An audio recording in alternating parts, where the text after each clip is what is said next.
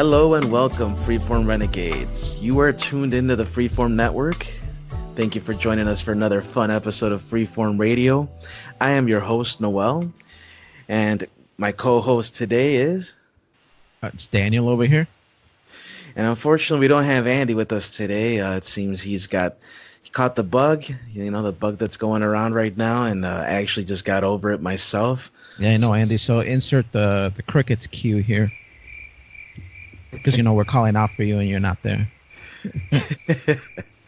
But we hope you're feeling better, Andy. We'll see you soon, I'm sure. And it's just going to be us two for today. But hey, it's another day here in Chicago, beautiful Chicago. Wherever you listeners are, we hope you're sitting cool and feeling good. Unfortunately, Chicago weather right now has been treating us so good, so we're hanging in there. But it's been kind of a rough couple of weeks. Recently, I actually was just watching the UFC, and it's been kind of a lackluster year for me, man. A lot of the fighters that I've liked, they just didn't perform the way I wanted to see them perform. They didn't do quite as good as I expected. And this pay-per-view I saw this last weekend, UFC 244, the main event was hyped up. There was going to be a belt on the line. There was going to be two fighters, and they were fighting for the baddest motherfucker belt. It's the BMF belt. It's like a very just WWE-esque, kind of belt. And they actually had The Rock, Dwayne Johnson, presenting it to the winner. It's just how freaking hyped up and dramatic it was going to be. Yeah, I did notice that on some the news sites that I visit. And I thought it stood for bantamweight or one of those thin kids, I forgot what's lighter than lightweight. And that's originally what I thought that stood for. But to be honest, I didn't really look into it. I thought it was kind of cool that The Rock was there, but now it kind of just sounds like a gimmick and kind of hokey that's what the belt stands for. Yeah, that's what the belt stands for. It originally started with Nate Diaz kind of just trash talking about certain fighters and stuff like that. After he won one of his fights, he called out Jorge Masvidal, which has been on a winning streak this whole year, and they're kind of both have this attitude, like this OG gangster style. And so Nate Diaz is West Coast, Jorge Masvidal is East Coast.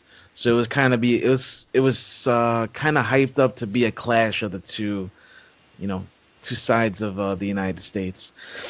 Anyway, yeah, I thought that I forget his name now, but the guy that fought Diaz, Conor McGregor. No, who was the guy that just fought the guy that won the belt?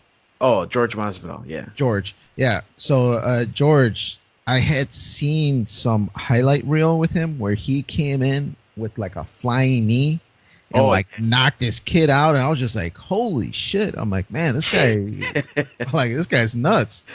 That was one of the hardest KOs I ever had to see, dude, because I actually wanted the other guy to win, the guy that got KO'd. I like Jorge Masvidal, don't get me wrong, and it was good that he won, and I'm happy for him and everything. It was just that the other guy he fought, the guy that lost, unfortunately, he was an up-and-coming guy, and he had gotten a lot of hype coming into the UFC, and they traded one of their top-of-the-line champions to get him. His name is Ben Askren, and he trains out in Wisconsin, Milwaukee. He's actually not too far from here. And so he's been getting a lot of popularity and everything. So I was really hyped to see him fight, and then boom, seconds later, knocked the fuck out, dude. Gone. Yeah, it was nuts. I like I mentioned, I saw it on the highlight reel, and I didn't know what was going to happen. They didn't preemptively tell me what's going to happen on this highlight thing. And when I saw him come flying Karate Kid, just boom, just hit that knee, and that kid went down, I was just like, holy shit. I'm like, I wonder if this guy opens up all his fights like that. And it made me really curious to watch the fight. Now, I didn't tune in for the Diaz fight because I don't pay for pay-per-views or anything like that. But it did make me kind of interested in it, just because Diaz is usually puts on a pretty good fight. Definitely. Every time he fights, it's always interesting to watch, and that's what we were hoping to see in this one, which we did. I'm not even gonna lie; it was one of the most exciting 3 rounds I've seen. Unfortunately, it ended at the third round because Nate Diaz got cut up above his eye, and it was a. I gotta admit, man, it was a really bad cut, and so because it was so bad, the doctors they stopped the fight. Now Nate Diaz, credit to him, he was ready to go. He didn't give a shit. He's like, I'll lose this eye right here. I don't give a fuck.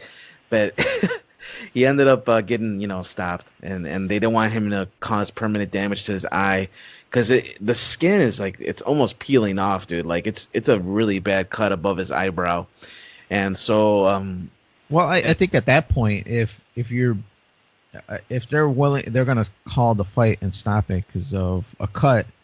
I think your only position is that you're gonna be some badass and be like, "No, let me fight," but really, maybe in the back of your head, you're thinking like, "Shit, stop this thing, man." It's like, I'm bleeding, I'm bleeding to shit here, man. no, for real, man. It could be what was going through his mind, but he had no choice but to kind of tough it up. And I'm sure he had it in him to still go. He would Right, have probably, just in his back of his mind, like protect my eye, make sure it doesn't get hit anymore. He probably could have gone the next couple rounds, which, unfortunately, the kind of fighter he is, he's an endurance fighter where he starts slow, but he picks up energy later. It's like a turbo. It takes a little bit of energy, momentum to get that turbo kicking in, and then boom, you're off to the races. And right. And with so, it being a 5 round, yeah, his last 2 rounds would probably have been his. exactly. Right. Yeah, it was unfortunate, man, because it was really great and exciting up until then. If you ever get a chance to just like maybe look at the highlight reel of that one, I think you'll see, man. It was a good fight. George Masvidal, though, honestly, up to that point, he was winning the fight. If it was a 3-round fight, George would have definitely won that fight. But I was very curious to see if Nate didn't get cut up the way he did, and this could have gone 2 more rounds. I would have been interested to see that because George took his share of hits too. Now the Diaz is their brothers. Is this the one that fought most recently against Connor, or is this the other brother? Yeah, this is the same guy that fought Connor, and he won one and lost one. Okay. So that's that guy. He ended up pretty much trying to set up a trilogy with Conor McGregor. Unfortunately, this George Masvidal thing, I don't know if that's gonna, propel him to get that now. Even George and Conor are having their little exchange now, so we'll see what's gonna happen. I was kind of upset about it because, Nate Diaz, he's a good guy. He's taking his lumps, and he doesn't really get the appreciation he deserves. And the same goes for Masvidal. He actually was on one of the tapes that Kimbo Slice was on. He knew Kimbo, and they did backyard brawls back in Okay. Florida.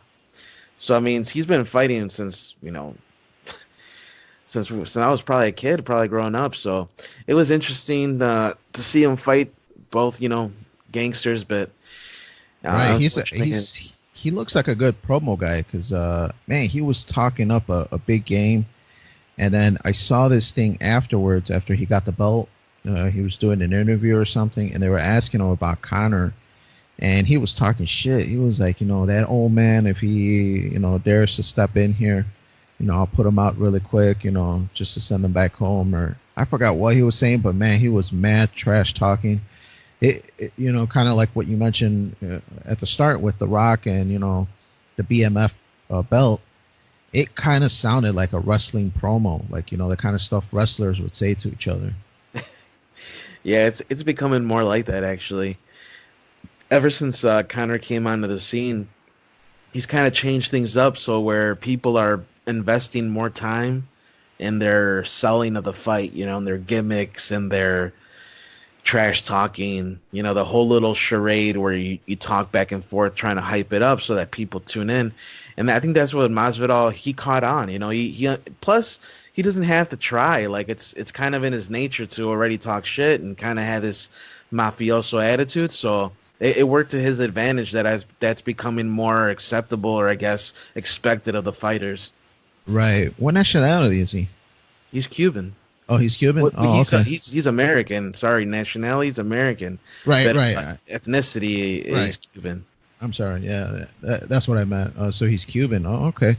Yeah, he looked like European, but to be honest, I wasn't curious enough to check. But no, cool. So he's a Latino.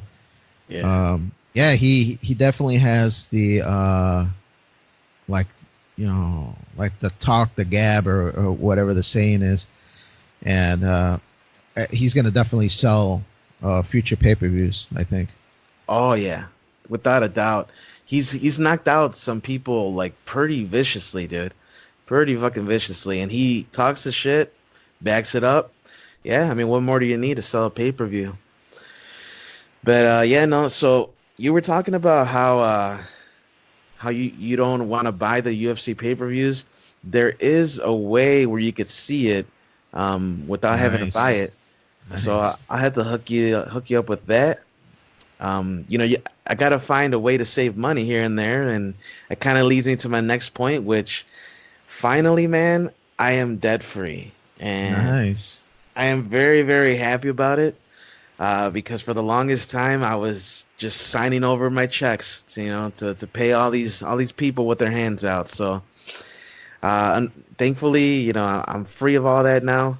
And any money that I get now is all for me and what I want to do with it. So I have plans, many, many plans coming up. And one of these things that I'm looking forward to now that we're going to be, now that we are in the month of November, Black Friday is coming up, dude. I don't know if you've been eyeing any products recently. Yeah, I've been kind of, kind of the peripheral on my eye, kind of looking at Black Friday and kind of looking at the ads that have been released. Actually, just before we jumped on, I got an email from BF Ads. I think it's the website that I usually surf. I got an email saying that the Target ad's now live. So I'm kind of curious to see what Target has on there. But yeah, to your question, I am kind of curious, but at the same time, I'm not looking to spend a whole great deal.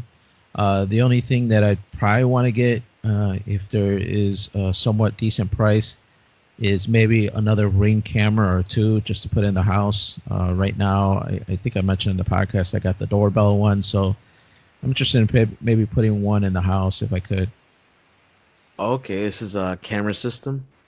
Yeah, the one that Amazon bought, maybe like 3-5 years ago, something like that. They bought Ring, the security camera company, and Oh, so they're like their major distributor now for it. And so the doorbells ring. So when you walk up, it videotapes whoever walks into the motion pathway, and then anybody that rings the doorbell, it also records them, and it sends it to my phone so I could look at it live wherever I am.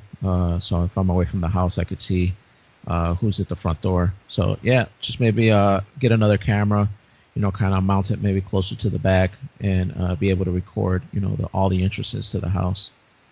that's actually a good idea, man.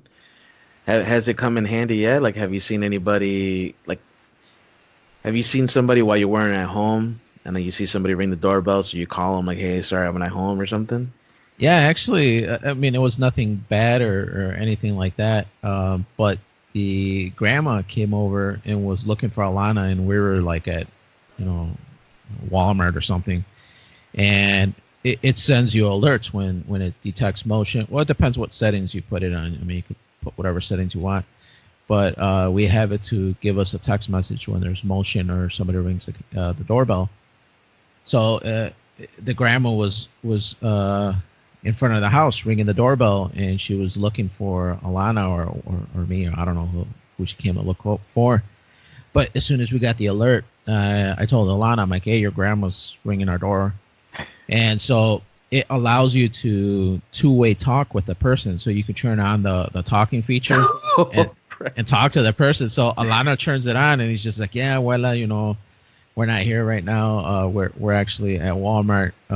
When I get home, I'll give you a call. So it was pretty neat. The other big feature is that we do have Amazon Prime, and when we get packages, it records the delivery guy dropping off the package, and then usually, since we get an alert that the front door motion or whatever, we go get our packages in a more timely manner now, instead of just constantly looking out the door. Hey, is the package here yet? Is the package here yet?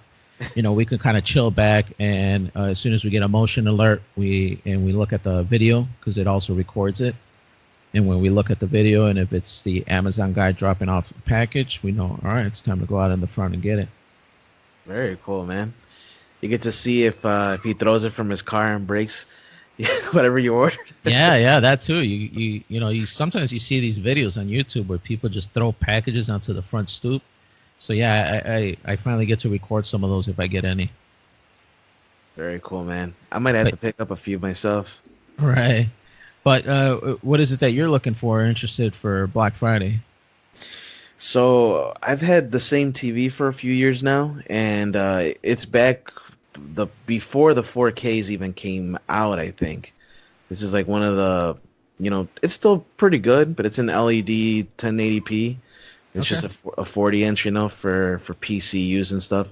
So I was thinking of getting maybe like a 55 to 65 inch 4K TV. And nothing crazy, but kind of keep it budgeted, but still, somewhat decent brand. So I'm looking forward to see what deals come up for that. There's usually something. But Right. my big thing is I don't want to go to the store, man. Oh, I'm okay. I'm lazy like that. I've already done it once. I did the whole thing where you have Thanksgiving dinner and then you go wait outside the store for like 12 hours. And no, never again, dude. I'm not doing that. To be honest, nowadays you really don't even need to do that anymore. These last few years, and I think I've mentioned them before, I've done most of my Black Friday shopping online. Even with the Black Friday deals, most of them are available online, and there's only probably like a handful that are in store only, and usually the ad specifies that. But yeah, I'm kind of in the same boat. Depending on what we need to pick up, unless it's one of those, in store only, you have to be in person kind of thing, and it's something that I absolutely need or really want, then I'll check out there. Otherwise, these last few years, I've just been doing them online. Yeah. No, I'm hoping that the good deals will be online. If not, Cyber Monday is always around the corner. So Right. Yeah. one or the No, other, I'm gonna get something. right. Now, for this TV, man, since you do some PC gaming, right, are you interested in getting stuff with like huge refresh rates so that the latency is minimum and stuff like that? Uh, you know, I was discussing that with Ismail, my cousin, who's like also my tech guy, Right. and he kind of told me, he's like, you know what, Noel, you do play games, but you're not into it to compete. You're not into it to like be the best. You just want to have fun. So you don't really need to spend $1,000 on these crazy monitors that are going to refresh it in like, a fraction of a nanosecond. You don't need Right. it. So I'm like, all right, fair enough. Because even himself, who's into games a lot more than I am, he doesn't have stuff like that. He's like, you know what? I'm not going to do this whole 4K thing. I'm just going to do 1080p and get my stuff, above 60 frames, 100 plus frames if I could. So, he's not about going to like an insane level, spending an insane amount of money. And I kind of agree. I don't think I'm going to go that route. I just want something more for media, more for movies, TV, stuff like that. The games was important, but not as important. So, Right, right. Yeah. I mean, my TV upstairs is a 1080p, the one that we have in the bedroom. And the one downstairs, that one is a 4K. And to be honest, the difference in quality, it's not that noticeable. So I kind of agree with you.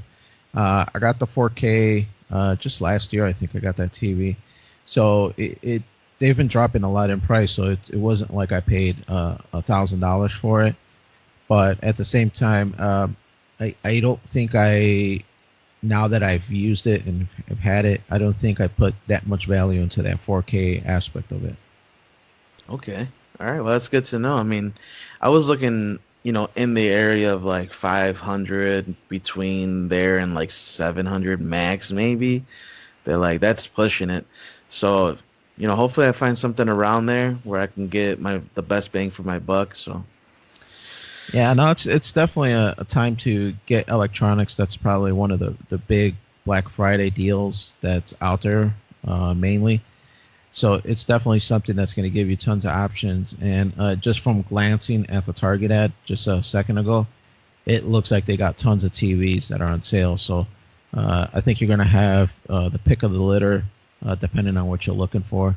I would not go too cheap on the refreshment rate, just because I used to have the lowest refresh rate. I forget what it is now. It's like 30, I think. And when I jumped from 30 to 60, those were one of the jumps that I was just like, damn, this is a difference, more than the noticeable from 1080p to 4K. That refresh rate jump, that was something where I was just like, wow, this is. I think it was to 120. I think it was from 60 to 120. Yeah. And when I did that jump, I was just like, wow, this is an upgrade in my TV. Oh, for sure. I've actually seen that where it has like a kind of a built-in system. I actually do this outside of what a TV does. I do this. I use this program that adjusts the frame rate of whatever video I put into it. So I'll do it for like anime. I'll do it for like older TV shows that kind of need a little bit of an upgrade or a cleaning and a little bit more smoother frame rate. And so sometimes I'll get it up to that 60 or 120, and it's just so incredibly smooth. It looks like you're there. Like it feels like you're there. You know what I mean? Right, right. I know a lot of live TV, with the HD ones at least, they're broadcasting 120, and it is a big difference when you flip from a channel that's only going 60 or probably lower. I don't know what the standard is.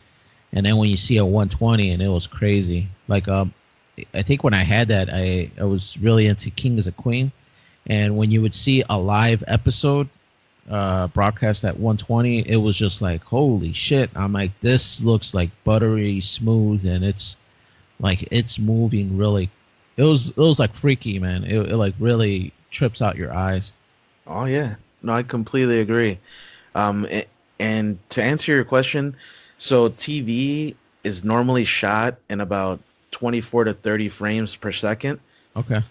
Unless you're watching like sports, which that'll be like 60 frames a second. And most movies are 24 actually.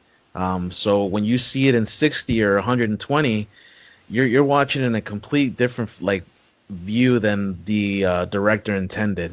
But I prefer it, especially for horror movies. I'll use the program that I was just telling you about to convert it to 60 frames a second, so that when it goes from 24 to 60 and you're watching something like Texas Chainsaw Massacre, you see that guy freaking running pretty quick, and you see it in a way that's more realistic than the original. Right, right. By any chance, what's the name of the program for the guys out there? Oh, right. The program I use is called, once it loads, it is called Hybrid version 05.05.1. It's the 2019 version, and it is free. So it's called Hybrid, and you can just Google it. You should be able to get it online for free. I would recommend going to YouTube and looking up how to convert something, because it's got a lot of controls, got a lot of options, and if you don't watch some kind of tutorial, you're just gonna be lost. Okay. As soon as I watched the first tutorial and I did it, boom, like riding a bike. You could do it 1,000 times, no problem. Nice, nice. Yeah, I have to use a recoding software too for some videos that I download for my PlayStation. The PlayStation has a hard time playing MKV files, certain audio packs. So I'll get the video image, but then it'll say not supported audio. So half the time I have to run the files through this recoder so that I can change the audio to an MP4 or an MP3, so that the PlayStation will recognize it. Okay. All right. So Well, this one does allow you to change the video coding and encoding and the audio as well. So you can okay, do all different kinds, and you could even select the bit rate. You can select the frame rate. You can do chapter selections. You can do some crazy stuff with it if you really want to get carried away. all right. but I love it for anime because anime sometimes it's kind of choppy and you want to see it at a higher frame rate, and this allows me to convert Japanese anime into a higher frame rate while extracting the subtitles so that I can still, import it into the converted file. You know what I mean? Yeah, yeah. I'm becoming more and more a subtitle, but just for American language because I'm getting old and hard of hearing here, so I sometimes I need subtitles just to follow along with the hell's going on. Oh yeah. And I've gotten so used to it that when something doesn't have subtitles, it kind of throws me off a little. Yeah, it's nice to have that little security blanket, because sometimes people will whisper like it's intentional, Right, right. and you just want to hear what the hell did he say, and it's like boom, all right, you understood. Uh, but sometimes it could be a double-edged sword. You ever seen the movie The Thing? Yeah, the remake or the original? Well, the Kurt Russell version, which I Okay. think was a remake. Well, yeah, I guess there's two remakes. There's the Kurt Russell is a remake of like a very old movie, but they just recently they not recently, but they remade it like 5, 10 years ago. Yeah, yeah, you're right. They didn't do like a more remastered, newer, Right. adapted. But yeah, so the Kurt Russell version, within the first few minutes, um, I don't know if you how well you remember this, but there's a scene where they get off the helicopter and it's like a Swedish German guy, and he starts yelling and he yells in his language, and there's a dog that starts barking at him, right? And Right. he's yelling towards the dog, and what he's saying in his language is that he's like, "Don't trust the dog. The dog is not a dog. It's a thing." He's telling them what it is. He's telling them that Ah, it's infected and that okay. it's like a monster, right? So he pretty much ruins the plot within the first few minutes, but because most of the people watching in America or in England or whatever, they don't understand Swedish or German, they're not going to know the secrets of the plot. But if you had subtitles that translated it, within the first 5 minutes, you already know. Oh, damn, that's a Oh thing. shit. I didn't know that, but yeah, now that you mention it, yeah, I kind of remember they landed, and then it was like the few original survivors, and it kind of sucks that they kind of let the whole plot point go as far as that the dog's the carrier. Spoiler alert for all you people who didn't see the thing. Oh, shit. Yeah, I think everybody out there's seen it already by now. But yeah. So speaking of the thing, man, it felt like I had the thing in me this past weekend, dude. I felt so sick. I had some kind of weird bug that's been going around. Maybe the same bug that Andy's got right now. Yeah, man, maybe you gave it to him. Shit. Right? Telepathically, like from freaking miles away. Right. Nah, I think for me, what it is that a lot of coworkers have been sick recently, dude, and it's just stuff that's going around, and people have kids, and their kids are doing all these, activities, and then they come back and get the parents sick, and then the parents come to work and they get me sick now. So it's just a never-ending cycle. But thankfully, within 3 days, I had it gone, and I was feeling better. I'm feeling like 100% now, so thankfully, it wasn't too bad. Oh, nice. Was it like a cough or fever, or what were you feeling? So thankfully, no fever that's too crazy. It did have a fever slightly on Sunday, and I knocked out so hard, but it wasn't like flu-like symptoms where I'm coughing and sneezing so crazy. I just had congestion, and I felt just very lethargic and like foggy. Like it was mainly like a lot of head congestion for me, and I think the reason was because every day I drink, like a superfood drink, and I think with these superfood drinks that I do daily, I think it kind of just it boosted my nutrient level to the point where I could have my immunity fight this off quicker. Oh, nice. Yeah, I know stuff is going around. Junior on uh, Sunday. Yeah, it was Sunday. He woke up and he felt kind of shitty, and he didn't feel too well. He had gone to a Halloween party on Saturday, so when he came home, he looked okay, but come waking up Sunday, he kind of felt crappy. So yeah, we thought he was coming down with something, but by Monday he was back to normal. It looked like whatever it was a 24-hour thing, and he was back to normal on Monday. But yeah, no. Speaking of Andy, man, he sounds kind of shitty, and even though he's kind of sick, he's over by my cubicle, over there coughing up a lung, just grabbing and touching everything. And I'm just like, dude, man, stop touching everything that on my desk, man. I'm like, shit, you're like, want to get me sick, man. he wants to spread it around, man. Spread Yeah. the joy. Uh-huh. Yeah, dude, it's unfortunate, man. I think it's the weather. It's just been crazy around here, man. It's getting really cold. This Halloween, well, it was freaking snowing, dude. Like, Right. Yeah, no, I dealt with that. Speaking of the weather, the Halloween, man, it was so shitty out there that Junior got kind of bummed out, and we didn't go trick or treating. So it's one of the first Halloweens that I can remember that we didn't take him trick or treating. And this is like the prime age, man. He's 10 years old, so this is the age where wanting to get candy should get you excited to want to, kind of trek out there, even though it might be drizzling or it might be a little cold, just to go out there and try to get as much candy as you can. But nah, man, it bummed him out so much that he was just like, I don't even want to go trick or treating. yeah, it was unfortunate, dude. I replayed it in my mind all the previous years that when I was growing up, and I was like, I don't think I can ever remember it snowing. Like, this is a first for me in my 31 years of life. Yeah, I can't recall it snowing on Halloween. I know there's been some crummy ones where it's been raining pretty bad and it's kind of on the cold side. But no, this is the first time I remember it snowing. And the last time it was kind of crappy weather was about 2 years ago that I could recall. And it was raining and pretty cold out there, so we decided to go to the mall and just go from store to store and ask for candy. And it was a pretty good turnout. There was enough kids there and enough stores that had anticipated it and got some candy. And so it was a pretty good, candy run, going up and down the stores.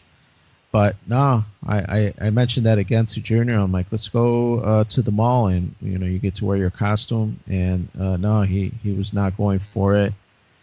He had bought a Fortnite character. I forget which one, but for his costume. And he was kind of bummed out that he didn't get to wear it. Fortunately, he did get to use it for the Halloween party that I mentioned that he went to on Saturday. But yeah, Halloween canceled, man, because of bad weather. Well, the good news is 2020 Halloween is gonna be on a Saturday, so that opens up a lot of possibilities for how to celebrate it. If it comes down to where it's bad weather again, we could always do like a family party and have all the kids show up, and we'll just have a bunch of candy for them. Right. I actually, like, after this bad weather spell went through for Halloween, I did read a few articles that there was like some aldermen or some Congress people maybe willing to pass a bill to change Halloween, because right now it's on the 31st of October. Yeah. So they were thinking about changing it to just be the fourth Saturday of October, and then that would just be whatever Halloween is, whatever day that falls, that would be Halloween. Kind of like they do for Thanksgiving. Right. Yeah. Same thing for Thanksgiving. So something along them lines. But I don't know how much traction that would get to end up changing the holiday. I myself don't put too much importance into the actual day. Like, it's got to be the 31st. So I wouldn't mind it as much, just being a parent, making it a little easier to, like you said, be able to throw together a party if it looks like the weather's going to be crappy, and just be like, well, let's all get together at this house and we'll just, chill out, have some candy, and just goof around. Exactly. Yeah, you got to make it work. You got to be able to adapt. Yeah, no, it kind of sucks. I myself, I'm not really huge into Halloween anymore now that I'm older, but it was something cool when I was younger. But yeah, usually around this time of year, I try to watch like scary movies. So what I've been doing this whole or past month now that we're in November, but I was watching the Nightmare on Elm Street eighth time. I don't even know what the octagon or what's how many movies are out of it. I don't even remember, but there's quite a few, and there's quite a few that are pretty bad. Oh yeah, yeah. Yeah, yeah. I don't know if you're a Nightmare on Elm Street fan, but Fan. I kind of had it in higher regards, and now I don't know if I hold it up as high. The thing is though, you can't judge it by the current standards because it came out in a time period with where that was the best they could do.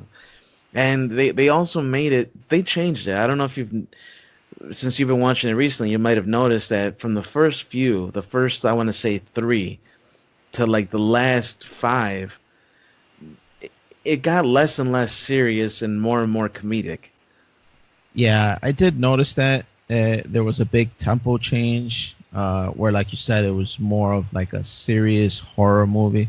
Well, not really serious like Texas Chainsaw Massacre, but still it was on the serious side. Definitely more serious than maybe Friday the 13th kind of stuff.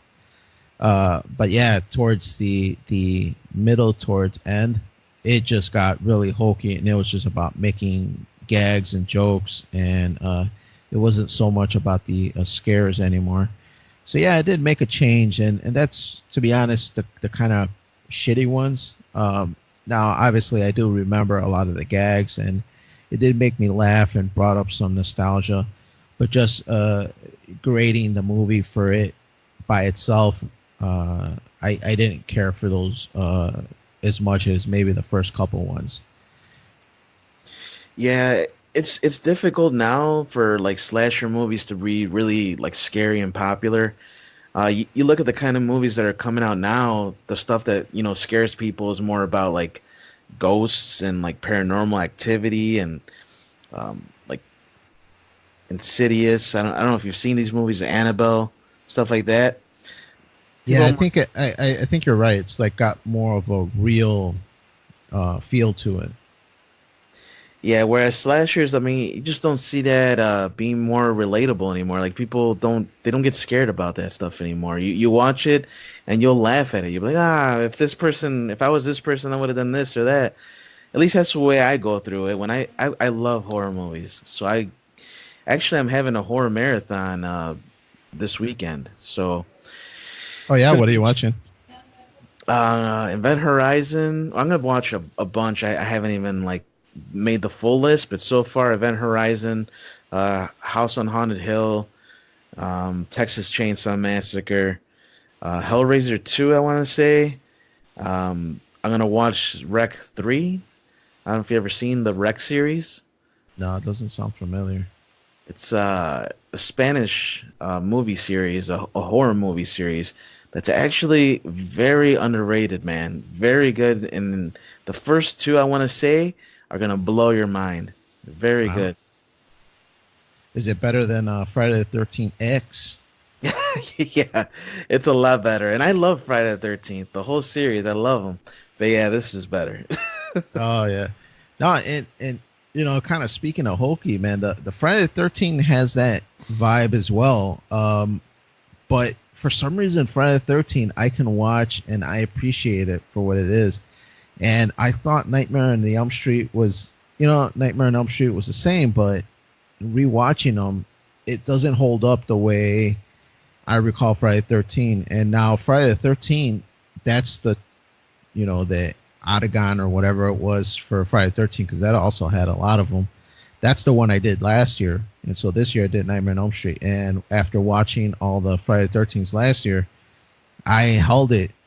I was just like, yeah, it is what it is. It's kind of dated, but it still felt all right. And where Nightmare on Elm Street just didn't feel that way. I think part of that is Friday the 13th. If you compare that between Nightmare, Freddy has a personality. He's a villain, but he's also a character with background, with beliefs, and with dialogue. Mainly, Right. that's the main difference is dialogue. Jason doesn't talk, so he just comes at you, wanting to kill you, wanting to kill you. So it's a little easier to get away with that. You don't come off as hokey when you don't have a lot of dialogue that sounds hokey. Right. Maybe that's what it was. Even though some of the backstory, is pretty cool for Freddy. I think where I started kind of losing it a little bit is that it just kept changing. The rules kept changing because they're like, we need a new sequel. We need to change the rules. Oh, I thought all the kids from Elm Street died. Well, let's make it that the people next door to Elm Street can get it too. And then Freddy had a kid, so the unborn fetus inside the kid can or whatever. It was like always some new loophole that they were creating that just didn't seem to fit in with the backstory of Freddy. So maybe I was being too critical, but I just didn't care for him as much. But another movie that I did watch recently as well, Breaking Bad's sequel, or whatever you would call it, movie, El Camino. I watched that one, and that one I definitely dug a lot more than the Nightmare on Elm Street movies. Did you get a chance to watch that, or are you even a Breaking Bad fan? I definitely am a Breaking Bad fan, and the movie El Camino, I heard about it months ago. Like, it came out a while back. But I just haven't gotten around to see it yet. But like, don't feel afraid to share any spoilers or whatever. I'm completely cool with it. I'm gonna watch it regardless. Yeah, I'm not big about giving out spoilers because I kind of hate getting movies spoiled. Like this Star Wars movie, I'm interested in seeing it, and all I needed to do was watch the first trailer, and I don't watch anymore. Same thing with most movies that I'm kind of interested in. The Terminator one, I'm kind of curious about. I watched the first trailer, and then that's it. I don't need to watch anymore. So, I'm not going to give you any spoilers, but it definitely had the vibe of a Breaking Bad, and it made me want to rewatch the seasons just because it totally felt like an episode, just a little bigger because it was a movie. So, question for you: is this after the incidents, or like the whole story of Breaking Bad? Is this after that last episode? It does follow the conclusion of the season, but there is quite a bit of flashbacks because spoilers for everybody that didn't watch Breaking Bad or didn't finish it. Walter White dies at the very end. So it does confirm that then he definitely did die. Well, I don't want to say that without giving out the movie because I think that is something that I was kind of curious. Like, are they gonna show more details on this? So it definitely is something to tune into the movie for. Okay. But it does play after that sequence. So after that sequence where at the laundromat or underground from the laundromat, and then Walter White passes out, or you really don't know what happened. The movie continues from there, but there is a lot of flashbacks to give you backstory to Jesse when he was locked up by the I forget what gang that is, or what the people that locked him up so that he could cook meth for them. It follows a lot of that. That's like the other big narrative point, is that it shows a lot of flashbacks of him being locked up and his interactions with that gang. And it does a little bit of a Pulp Fiction. It goes back and forth a little bit. Certain things trigger memories, and it just goes back and forth. But very well done. I really dug it, and it's definitely something, a must-watch for Breaking Bad fans. I definitely encourage people to go out there and check it out. Does it make any connections to, like, or actually not make connections, but does it include Saul Goodman at all? He is mentioned in there. There's a lot of returning characters, so people that you saw throughout the seasons of Breaking Bad, they make a little cameos. And like I mentioned, with the flashback aspect of it, you could really show anybody from the show, all the way back to the brother-in-law cop. You could kind of show him if you wanted to, or whatever, just because there's a lot of flashbacks. But yeah, to answer your question, they do show a lot of those characters that you're interested in, and it's definitely a fun watch. And I think it ends very well because it kind of leaves you like, man, is this thing, what's the total outcome going to be for this thing? And at the end, man, it had me laughing just because of the way some of it wraps up, and it was a very cool watch. It definitely was a feel good kind of nostalgia, maybe a cash in to some point because I thought Breaking Bad ended well. It kind of had that Sopranos ending, but a lot better, where it kind of leaves you to decide what happened. But at the same time, it was very well done that I appreciated. All right. Well, hey, I'm definitely gonna watch it. I'm looking forward to seeing it. Yeah, yeah, definitely go give it a watch. But Noel, I think it's about enough talk on us. Let's get to our article of the week.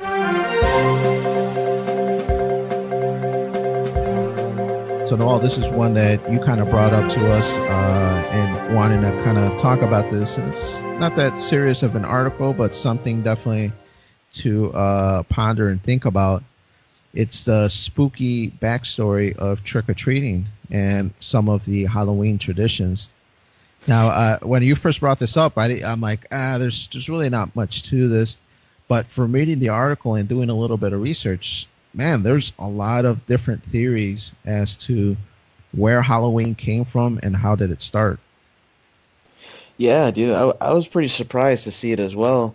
Um, I heard a lot about like it dating back to pagan times and going through this article, it looks like the theory of the person that wrote this says it goes back to the old Celtic festival of Samhain.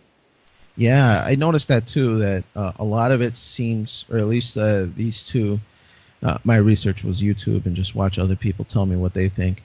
And from watching them, most of them believe that it is like the Celtic, the Irish are the ones that started this whole tradition of All Hallows Eve. So it also says that yeah, like back in the day, it would be kind of to like mark the end of the harvest. So it was kind of like a fall festival that would happen, and it would kind of honor the living and the dead, and people would dress up sometimes as spirits and stuff like that. Sometimes you would even have like food or animal sacrifices, and there would be like tricks and stuff, and people would like start blaming the fairies, because the Celtics and the Irish believed in fairies, so they would do these tricks and just kind of be mischievous and blame it on these fairies. And it That's what it seems, sounded like to me. It was like people just being assholes and they wanted to blame it on something. yeah, and people would believe it. It's like, oh yeah, it probably was a fairy that stole my money, and it was really this fucking asshole. Right. That's what I got from most of these. It was like, people, and eventually to what got to trick or treating. It was like, hey, if you don't give me a treat, I'm gonna do a trick on you, and it ain't like a magic trick. It's like, we're gonna jack up your house or mess up your car or something. Yeah, it's definitely evolved to like some just really childish stuff, but I mean, it's funny that it goes back as far as that, to medieval times. And it even talks about how it kind of mixed in with Christianity, because Christianity at this point had a tradition for um, All Souls Day was called, and it happened on Right. November 2nd, and All Saints Day, which happened the day before, which was November 1st, and eventually led to All Hallows Eve, which is October 31st. Right, and like you mentioned, it was the passing of candies and goods. That's what it eventually evolved to, and ever since I was a kid, that's what it's always been about. Is about the candies and just going around and trying to get as much as you can. Yeah, and before there was a candy, actually back in the day, it was called Soul Cake. And it was like a little pastry thing with the cross on the top. So it was pretty basic, but I guess like from that point, like it just started evolving, it became from a pastry to something more, like a candy. And the companies, of course, they picked up on it. So, around the 1930s, I want to say is what this article says, it became very, very popularized. And in the 50s is when the candies became more popular. So they had, it looks like, M&M's, Tootsie Pops, Reese's Peanut Butter Cups from way back in the 50s. Yeah, I even saw some stuff about the costume aspect of it, and that some people believe that it was a way for kids to dress up and be able to go to houses and ask for money and food and not be embarrassed that their family was, kind of not, well off. So that's a possibility as to why some kids were wearing costumes back in the day. Yeah, no, definitely going through, tough times in history, the depression and all that, and yeah, I could see how that could be something, a theory at least. There's of course the theory that, they dressed up to scare off demons and ghosts and goblins, so it's definitely been interesting to see its progression, from the medieval times to now. Now it's become more of a novelty act, it's not really something that's scary or it didn't have that, practical use where you go to, ask for money and stuff like that. Now it's, people want candy, people want, to get scared, and they find ways to scare themselves using all these stuff. Yeah, I mean, I think it's kind of like Valentine's Day. It's nowadays it's a more of a corporate holiday where it's about making money and selling stuff and people commerce, people spending money to get these trinkets and to get these things. So I think the corporate America's kind of pushed this holiday, this holiday, if you even want to call it that, Halloween, into a way to sell candy, sell costumes, sell all these decorations, and just get people to go out there and spend money. Yeah, no, I definitely agree on that. And you know, out of all the holidays, and especially the ones that are marketed, like Valentine's Day and things like that, Right. I have to say Halloween is my favorite. No, yeah, yeah. Don't get me wrong. I'm not trying to shit on it. I think even Christmas has gotten to that point as well, where a lot of it is just spending money and trying to get the better thing than everybody else. But I definitely enjoy Halloween as well. I think it's cool. I'm a horror fan just like you. I like watching horror movies. I like watching the decorations. For the most part, uh, participate in Dia de los Muertos. I try to put up pictures of my fallen friends and family that I want to remember. And, that's a tradition in Mexico or in Latin communities. That's also kind of tied in with Halloween. It's from October 31st to November 2nd. And you just put up a picture or some remembrance of your family or friend, and sometimes you leave them a treat, something that they liked. If they liked menudo, sometimes you leave a plate of menudo out or whatever you want to kind of honor them and kind of with the thought that they're going to visit you, that you want to give them something that they're going to appreciate. Oh, that's pretty cool, man. I didn't know you did that. That's pretty dope. Yeah, I mean, we didn't do it this year, to be honest. I it kind of slipped my mind, and we've been kind of dealing with some other stuff here at the house that it was something that we didn't put it up this year. But typically, the last few years, especially now that Junior's more aware of things and how our dog passed away a few years ago. Junior likes to put up the picture of the dog. I put up a picture of my grandpa, my grandma, and just something that we keep there in the mantle for the few days. And every time you pass by, you think of them, say a quick prayer and just leave them something that they would like in case they decide they want to come visit you and say hello. That's pretty cool, man. Yeah. But yeah, man, back to Halloween, man. I'm with you, man. It's one of my favorite holidays, right? Not as high as Christmas, but definitely up there as well. Well, I think part of why I have this like curiosity towards horror movies and just natural curiosity to the supernatural is because of Halloween and like growing up celebrating it with the family and everything. And I remember as a kid, really being excited to create my costume. I wasn't just about, going to buy whatever things out there. Although I did dress up as a Power Ranger one time. And that was pretty dope. But Nice. Was it that the was green one or the white one or which one? I was a red one actually, because this was Ah, I think the before the green even came out. okay. Yeah, I was I was pretty excited at that time, but I remember even making my own, and that was exciting because just sometimes it allowed me to be creative, and it would still be kind of creepy and scary at the same time, and nobody would know what the hell I was. So they would ask me, "What are you?" I'm like, "I'm just a monster, man. You don't even know." Now, I can't remember that far back, but you're younger than me, so maybe you remember. Do you recall when's the last time you went out trick or treating? Ooh, that's a good question. I'd have to say I know when I didn't, like one of the earlier memories where I stopped going was I was already in middle school. So I want to say I was like, Already a teenager then, right? yeah, like I want to say 12, 13. Okay. That's probably Yeah, when I stopped. I would assume I was around the same ballpark, but to be honest, I can't. I tried thinking about it earlier just to bring it up on the podcast, and I can't recall when was the last time. But I do definitely. Most of my trick or treating memories are when we used to live in the city, and we moved out here into the suburbs when you were born. So it was before you were born, and those are the majority of my trick or treating memories.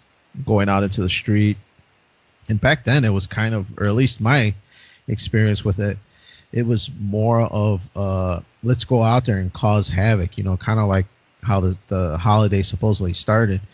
It was us getting eggs that stink and shaving cream and going out there and just causing havoc, man. It was, I don't know if it was just the bad kids that we were, or what it was, but we were just going out there and just trying to mess with people and scare them, and throw shaving cream and stuff like that.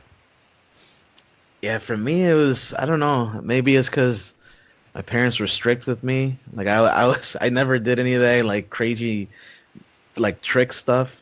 It's because I always had the treat.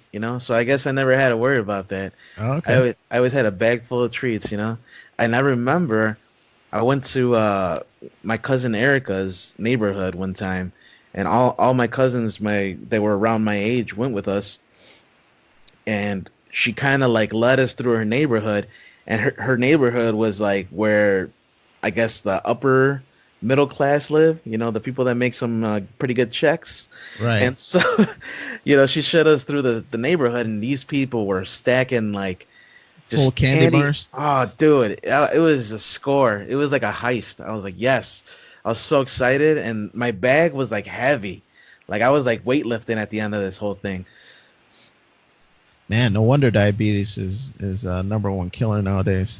Like, But they, Jesus. I mean, thank God I don't have to worry about that. But yeah, you got a point with that. Yeah, I know. I don't know if you're still a big candy junkie. I have diabetes, so I can't eat any candy, or almost none at all.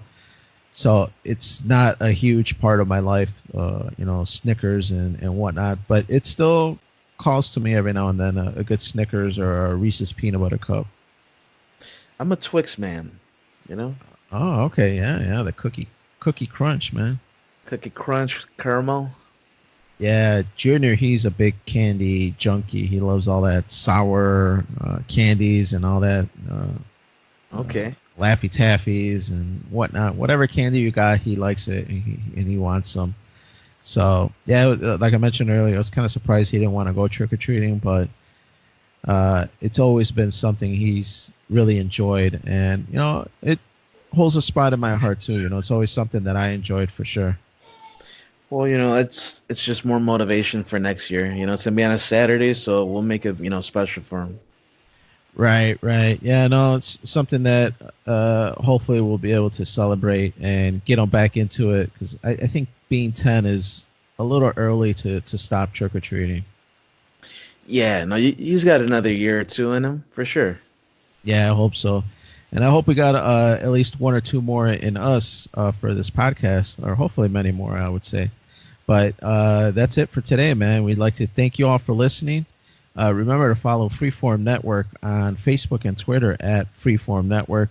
Send in some questions and suggestions. We love hearing them and reading them. And we'll probably have a reader mail soon, as soon as we get a few more. ffnquestions@gmail.com. But I think that's it for today, man. For Freeform Radio, my name is Daniel. Next to me today was...